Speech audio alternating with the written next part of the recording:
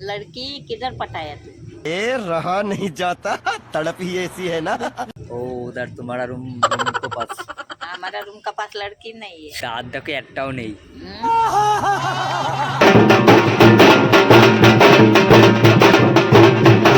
High বন্ধুরা, সবাই কেমন আছো? আর নিশ্চয়ই ভালো আছো, আর আমিও খুব ভালো আছি। আবারও চলে এসেছি তোমাদের সাথে নতুন একটা ব্লগ ভিডিও নিয়ে। আর আজকের ভিডিওটা কিন্তু আমি দুপুরবেলা থেকে শুরু করছি, তার কারণ সকালবেলা আমি টাইম পাইনি। সকালবেলা উঠতে উঠতে আজকে অনেক লেট হয়ে গেছে, আর এখন বাজে তোমার 1:30। वो छोकरी को बता ना, मेरे को काय को बताता है? छोकरी नहीं है ना, मेरा शादी हो गया मालूम है। कसम से। हाँ, मेरा बेटा भी है। अच्छा करो लोग दोनों का। हमारा तो शादी हो गया, बेटा है एक गाँव में अभी। कसम से। हाँ सच में, झूठ बोलता है। झूठ नहीं बोलता मैं कभी भी। तुम्हारा बेटा बताओ, मेरे को देखना दो, फिर जब मेरे को सही मान जाएगा। মানে আম্মা বিশ্বাস করতে পারছিল না যে আমার বিয়ে হয়ে গেছে আর আমার একটা ছেলেও আছে। তো তারপর আমি আম্মাকে আমার ছেলের ফটো, আমার বউয়ের ফটো দেখালাম, তারপর কিন্তু বিশ্বাস করলো।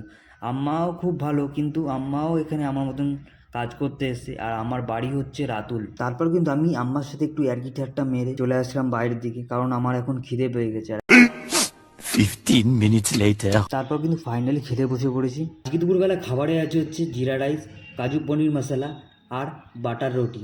তারপরে কিন্তু এদিকে আমি খেতে বসে পড়েছি। আর কারা কারা ভাতের সাথে রুটি খাও তারা কিন্তু অবশ্যই আমাকে জানাও। আমার কিন্তু এই অভ্যেসটা আগে ছিল না। আমি যখন ব্যাঙ্গালোরে থাকতাম তখন আমার এই অভ্যেসটা হয়ে যায়। আর আমার সত্যিই খুব ভালো লাগে যে ভাত খাওয়ার আগে একটা বা দুটো রুটি হলে আমার খুব ভালো লাগে। তো আমি ততক্ষণ খেয়ে দেখি, তোমরা ততক্ষণ ভিডিওটা লাইক করতে থাকো, কমেন্ট করতে থাকো আর শেয়ার করতে থাকো। 15 minutes later. তো দুপুরবেলা খাওয়া দাওয়ার পরে আমি ঘুমিয়ে পড়েছিলাম, তার জন্য তারপরে আর ভিডিও করতে পারিনি।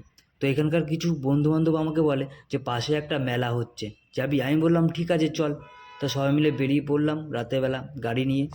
যেহেতু আমাদের কাছে একটা গাড়ি, তো আমরা একটা গাড়িতে 4 জন মিলে যাচ্ছিলাম। তারপরে কিন্তু চলে আসলাম মেলায়।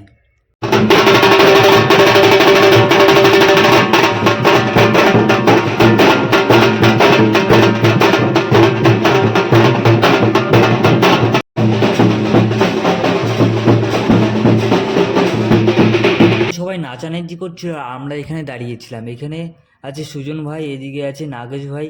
তো আমরা মিউজিকের কোনো তাল খুঁজে পাচ্ছিলাম না বলে, তো আমরা ভাবলাম যে কি নাচবো। তো এদের মিউজিকটা আমি বুঝতে পারছিলাম না, আর আমি ভাইকে বলছিলাম যে ভাই এখানে মিউজিকটা বুঝতে পারছি না, তো নাচবো কি, কোন তালে তালে নাচবো। সবাই দেখছিলাম যে হাত তুলে নাচ করছিল। আর তোমরা এদিকে দেখো, এটাই ওদের হচ্ছে ভগবান। তো আমি জানি না এটা কোন ধর্ম বা কী। তো এদিকে আমার মনে হচ্ছিলো হিন্দু ধর্ম, কিন্তু আমি কোনোদিন আগে এরকম অনুষ্ঠান দেখিনি এখানে। কিন্তু কিছুক্ষণ মেলায় ঘোরার পর আমরা বেরিয়ে পড়লাম। তো আমরা বুঝতে পারছিলাম না, সবাই নাচানাচি করছিল, আমাদেরও নাচতে ইচ্ছা করছিল, কিন্তু বুঝতে পারছিলাম না বলে নাচিনি। তো আজকের ভিডিওটা আমি এখানেই শেষ করছি। আর ভিডিও যদি ভালো লেগে থাকে তাহলে অবশ্যই লাইক কমেন্ট শেয়ার করবে, পাশে থাকা বেল আইকনটা প্রেস করবে। দেখা হচ্ছে কোনো নেক্সট ভিডিওতে। Tata, love you all.